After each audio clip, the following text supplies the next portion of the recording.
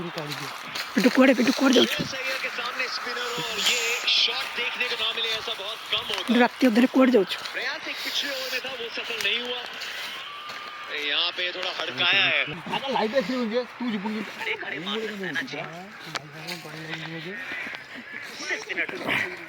कदमों का इस्तेमाल करो तो दीटा रात कोड़ जाऊँ मैसेज आ गया कि कुछ करने वाले हो, लेकिन वो खड़े खड़े मार रहे हैं। इस गेंद में कोई कमी नहीं थी, कोई परेशानी नहीं थी, या नॉर्मल बल्लेबाज शायद श्रेयस अय्यर कोड़ी लाइन बाहर की तरफ ले 4 रन।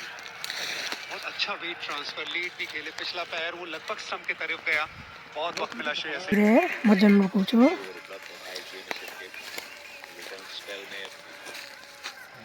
थोड़ी सी लगाम खींचने का प्रयास था, लेकिन दूसरे एंड से जहां अनुभव की बहुत कमी है, वहां से भारतीय टीम ने